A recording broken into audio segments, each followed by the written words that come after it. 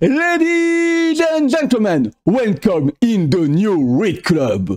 Dans le combat de ce soir, dans le coin rouge, il est canadien, il sort d'un run accompli sur Daredevil. Il est aux manettes de la série Batman aux US, connue en France sous le nom de Batman Dark City, Steve Zdarsky. Dans le coin bleu, il nous vient d'Inde. Il est scénariste, dessinateur du philosophique, du poétique, du magnifique Layla Stars, dépositaire de la série Detective Comics aux US, connue en France sous le nom de Batman Nocturne. Je veux parler de Ram V. Lequel de ces deux scénaristes est actuellement aux manettes de la meilleure série Batman régulière? C'est la question à laquelle nous allons tenter de répondre dans ce combat titanesque.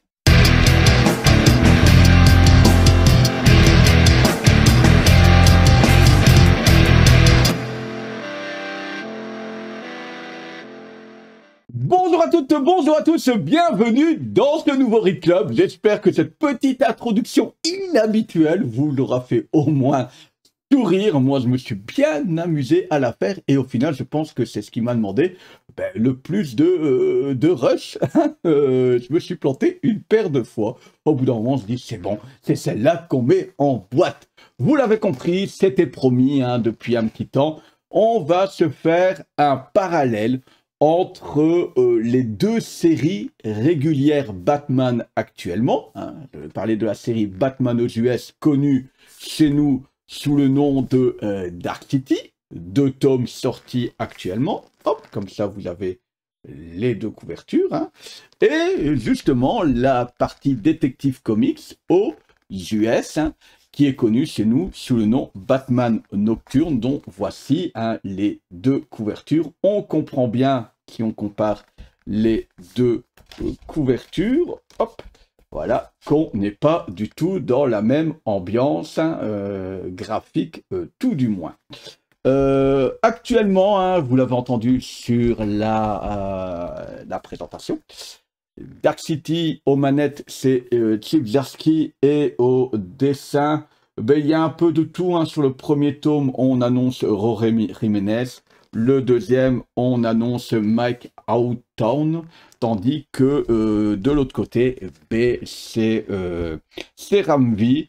Et Ram V est au dessin pour le premier tome essentiellement Raphaël Albuquerque, et sur le deuxième tome, Ivan Reis. J'adore déjà cette couverture-là, je la trouve magnifique. La couverture, j'avais même été voir qui nous avait pondu ça. C'était Evan Kegel, c'était une couverture pour Detective Comics 1069. Voilà.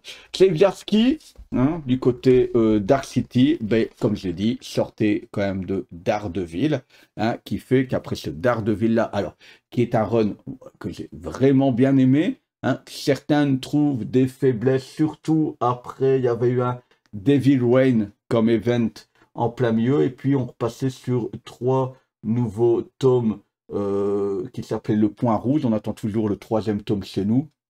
Les gens trouvaient ça un peu plus faible, mais moi je trouvais quand même ça, même si c'est un peu plus faible que le début, quand même très correct. Et donc au final, c'est un run qui a eu des moments de faiblesse, mais qui est quand même un bon run. Ram V, lui, généralement, on parle de ce fameux Layla Star, qui était un récit philosophique, très poétique, qui parlait de la mort, mais généralement, Ram V aussi, on a eu, alors je n'ai pas encore pris, Aquaman Andromeda, qui est aussi assez atypique. Disons, voilà. Alors, qu'est-ce que ça en dit? Vous comprenez bien que mes attentes après ce Daredevil qui donnait la part belle tant à Daredevil qu'à Matt Murdock, en mettant bien en exergue l'impact de la vie de Matt Murdock sur les choix de Daredevil, les choix de Daredevil en tant qu'homme, en tant que héros, etc. C'était très, en dehors d'être aussi d'avoir de l'action, mais aussi très psychologique, où les 2 pendants du personnage étaient vraiment bien traités. Donc, énormément de gens avaient des attentes quand on a appris qu'il arrivait sur Batman. Surtout, on arrive au moment où Batman a perdu un peu de sa fortune. Et donc, on se dit, il va y avoir peut-être un peu moins de technologie, etc. Donc, énormément d'attentes, c'était nickel, quoi. Ces deux personnages, en plus, moi je trouve Daredevil et Batman sont quand même deux personnages un peu identiques dans la psychologie, dans leur approche de la justice. Alors, qu'est-ce que ça raconte? C'est compliqué, hein, sans spoiler, sans dire. Batman a mis au point, il y a quelques années, comment dire, un programme, un robot qui serait là, qui s'appelle Failsafe, qui est là pour, je vais vous le montrer, c'est pas du spoil, il est là, Failsafe, comme ça en même temps vous voyez les dessins, qui est un robot qui est là au cas où Batman serait considéré comme une menace. Je ne vous dis pas pourquoi, mais tout d'un coup, Batman est considéré comme une menace, et donc le programme se met en route, et ce robot va être là pour neutraliser, voire tuer Batman. Ok. Deuxième tome, ça se boucle quasiment sur un tome, cette histoire, quasiment, qui va faire intervenir tout le monde, hein, pas que la Bat Family. Et dans le deuxième tome, c'est suite à la chute de ça, de la fin de ça, on se retrouve dans un multivers dans lequel Batman n'existe pas, pas du tout, et donc il se retrouve dans cet univers parallèle où on va retrouver des formes, hein, comme d'habitude, de super-héros, mais en tout cas, une Gotham qui ne connaît pas Batman. Voilà un petit peu sur les dessins, ce que ça peut donner. Je ne vais pas aller plus loin dans le scénario. Hop, voilà, vous voyez le dessin. Hop, sur ce deuxième tome. Je ne vais pas aller plus loin sur le scénario, qui n'est pas des plus dingues. Je vous le dis clairement, c'est une déception. C'est peut-être ma plus grosse déception de ces dernières années. Je ne vais pas aller de main morte. Pourquoi? Parce que, comme je vous dis, on sort de quelque chose qui est génial sur Daredevil. On a un Batman qui est vraiment au plus mal au niveau de sa fortune, ou du moins un Batman qui va pouvoir un peu moins jouer sur son pognon, un Batman qui doit se remettre en question, et on tombe sur quelque chose qui est très blockbuster, quoi. Mais vraiment, vraiment, vraiment énormément blockbuster, surtout sur le premier tome, où à un moment donné, partez si vous voulez pas être spoilé, mais que je vous trouve l'image. Elle est partie où cette image? On a un Batman qui traverse l'espace avec juste, voilà, qui se retrouve en plein espace, juste avec son masque, là, un petit masque en plastoc, et qui va quand même réussir à redescendre de lui-même, hein, hop, sur la Terre, complètement, what the fuck, quoi. Et puis, on a un deuxième partie un peu mieux, mais avec un multivers qui n'amène rien, vraiment strictement rien. Et d'ailleurs, entre le premier et le deuxième tome, je ne comprends pas où il veut en venir avec ce run. Vraiment pas.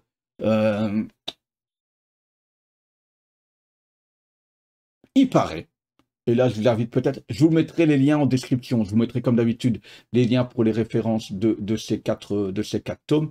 Et je vous mettrai en ressources et la vidéo de Deviant Prod qui est sortie il y a quelques jours, qui est une ressortie du live où il est avec All Geek, où il parle de la suite qui est sortie aux US, Gotham War. C'est un petit peu un crossover, si j'ai bien compris, entre la série Batman et Catwoman. Je vous mettrai les liens, où ils expliquent que c'est du grand n'importe quoi. C'est peut-être un des moins bons events actuel, qui manque d'écoute, qui manque de cohérence. C'est Zdarsky pour la partie Batman et je ne sais plus qui est là pour la série Catwoman, mais il paraît que ça ne s'arrange pas et que Gotham Noir, qui est une sorte un petit peu de, je comprends bien, de conclusion à tout ça, ça va pas, ça va pas. Moi, j'ai l'impression que Zdarsky est un grand fan de Batman, on le sent. Il y a énormément de références au travail de Morrison, à différents moments de la vie de Batman, à la tour de Babel, etc. J'ai l'impression qu'il est tellement fan qu'il a voulu remettre toutes les références et montrer qu'il était un grand fan. Et ça colle pas. Ça va vous... si vous voulez avoir toutes les références à un moment donné, il va falloir en lire, hein, des comics. Ça en fait quelque chose de super blockbuster là où on l'attendait pas. Alors il peut pas tout le temps tout écrire comme on a envie qu'il écrive, hein. Ça je suis bien d'accord. Mais on a plus l'impression d'avoir un scénariste qui est en train de, qui est dans une mauvaise passe et qui donne pas tout son plein potentiel sur, en tout cas sur cette série Batman. Moi, franchement, à un moment donné, je préférais la série Batman qu'à la série Detective Comics, parce que dans la série Detective Comics, je trouvais qu'il y avait trop de Bat Family et rarement Batman tout seul en tant que détective, or ça s'appelle Detective Comics. Même si la série Batman était un peu plus souvent blockbuster, ça se tenait un peu mieux. Je sais bien qu'il y en a qui n'ont pas aimé James Tynion The Four.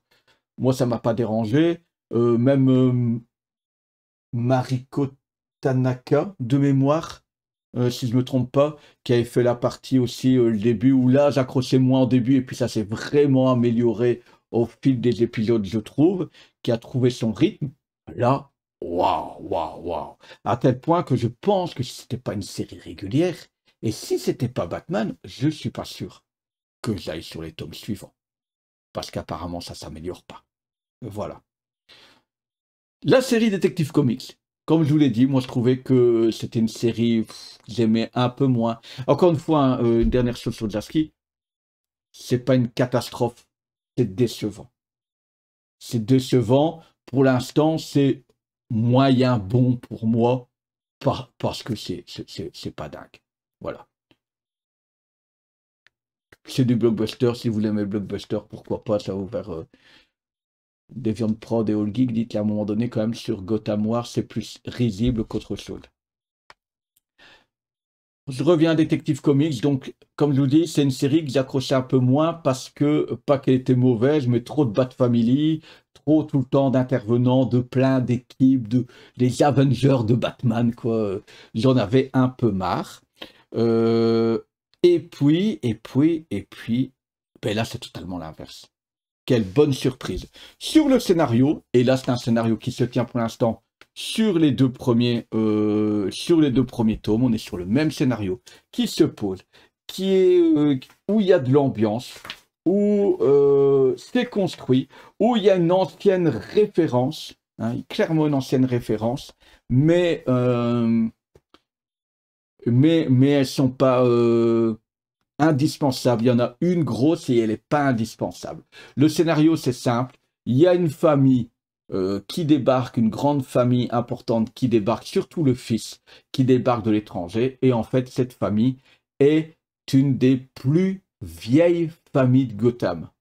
Encore, on remonte encore, alors on va dire, ouais, c'est le même scénario, on remonte à vraiment avant tout ce qui s'était dit dans la cour des hiboux, dans les familles d'Arkham, etc. On en est vraiment à la pure création de Gotham et la création d'Arkham. Cette famille a une particularité quand même, c'est qu'il y a un côté mystique. Notamment, un des gardes du corps s'avère être un loup-garou. Et on a comme ça chacun des individus qui a un pouvoir particulier. Ils ont aussi une petite fiole, je ne sais plus comment ça s'appelle. C'est la famille Orgam. Voilà, je vois là ici derrière. Et elle a une petite fiole qui permet de prendre la possession de l'esprit des gens et de leur imposer un peu quelque chose. C'est-à-dire que les gens ne sont pas complètement hébétées devant des zombies, hein, pas forcément. Elles ont leur psychologie, elles gardent leur psychologie, mais sauf que ce petit truc fait que un des personnages est capable de savoir ce qui se passe dans la tête de l'autre, à quoi il est en train de penser, et un peu à l'obliger à poser des actes qui ne sont pas les actes qu'il voudrait poser. Voilà, un peu de pression mentale, on va dire ça comme ça. Et donc, il y a un côté clairement mystique là-dedans. On va retrouver notamment Talia al Ghul, des personnages comme ça. Et en fait, moi qui aime pas trop le mystique dans Batman, là, ça passe super bien. On le sait, un Ramvi indien, on sent cette culture, on le sentait dans les La Star, et là on le sent très fort, je le trouve dans ce côté mystique indien. Le mystique comme la culture indienne l'amène. C'est-à-dire pas le coup des pieux, de l'ail, non, du côté bête mystique, bête, voilà. Je ne sais pas si je me fais comprendre là-dessus. En termes de dessin, on est sur de quelque chose de vraiment très différent qui passe bien en fait avec ce qu'on est en train de raconter. D'ailleurs, ça me fait penser dans le tome 1, il y a même un passage sur Gordon, on dit tiens, on sait un peu plus que Gordon est devenu après la petite série Joker, dans laquelle au final c'est plutôt Gordon qui est le maître à jouer. Donc vous voyez, vous avez des personnages un peu comme ça, un peu plus mystiques, pour reconstruire l'histoire de Gotham. Oh, qu'est-ce qu'elle est belle cette couverture. Oh là là là là là là là là là. On a aussi un double face qui aura une importance et où l'utilisation de Batman est super cool. Vous voyez ici, hop, le lycanthrope là, hop, sur ce coup-là. C'est super bien construit. Ça joue sur le passé de Gotham. Ça nous explique encore du passé de Gotham. Ça nous explique aussi tout doucement, vraiment comme une vraie enquête policière. Où on a des doutes, on sait, nous on sait les choses des deux côtés qui se passent un petit peu. Mais voilà, du étape par étape, on a de vrais placements de pions dans cette histoire de tentative de conquête de Gotham par la famille Orgam. Qu'est-ce que Batman représente pour Gotham et qu'est-ce que Gotham représente pour Batman? C'est là où en fait on retrouve un peu plus de psychologie. D'ailleurs un petit peu pour le pendant psychologie. Là-dedans, pour que Batman en cas de besoin, il s'est créé un bloc mental, une aide mentale. C'est-à-dire qu'à un moment donné, il s'est créé quelque chose qui permet d'effacer la partie Bruce Wayne de Batman et d'être Batman à 100%.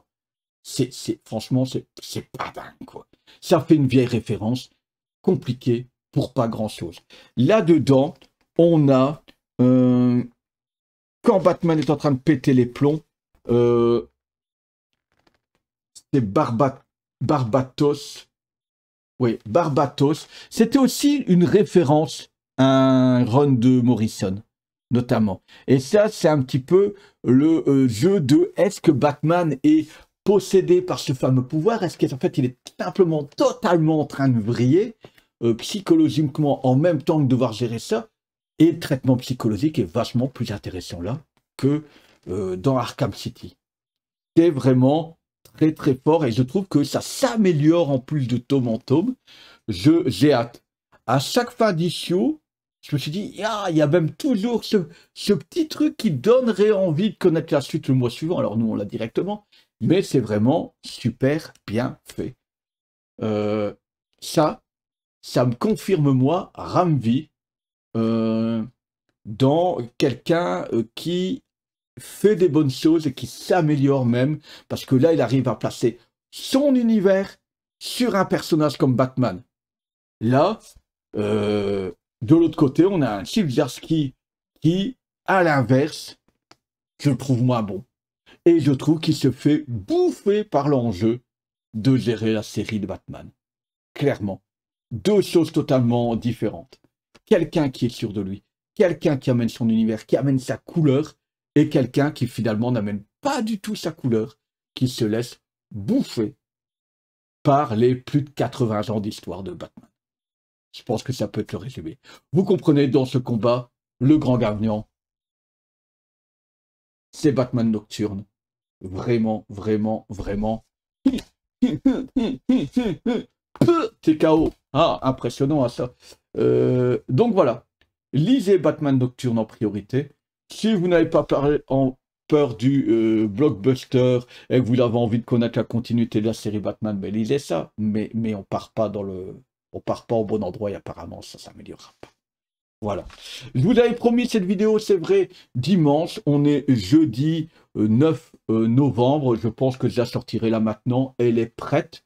Les deux dernières vidéos, donc dimanche, on a eu un peu une review rapide et un peu ma pile à lire de ce qui restait à lire. J'ai lu tout ce qui était dedans, hein, puisque je vous parle de Batman Nocturne, c'était prévu. Là, je vous rappelle, elle a fait... Alors, pour moi, elle a passé la barre des 200 vues, donc moi et mes quasiment 690 abonnés tout doucement. Je suis très content quand ça fait 200 vues. Ça devient une régularité de passer la barre des 200 vues.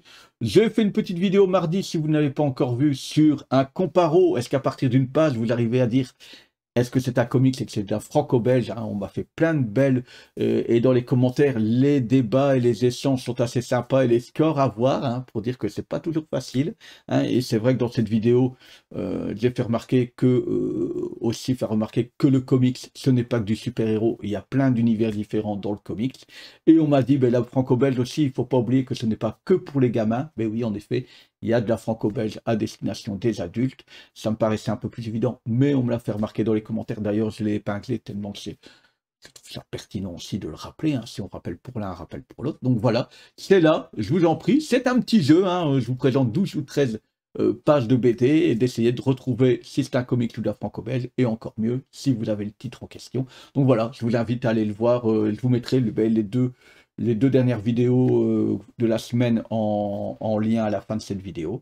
Voilà, donc je vous rappelle, en description, vous trouvez toujours les références et je vous mets donc la petite vidéo en référence de Deviant Prod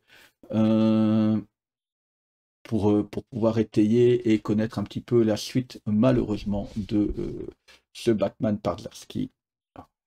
Encore merci à tous ceux qui partagent, à tous ceux qui like. Bienvenue aux nouveaux abonnés. Ici, c'est le Read Club.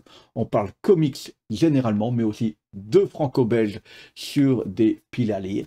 Et bienvenue. Vous voyez, on se marre bien dans les commentaires. C'est généralement bienveillant. On y veille.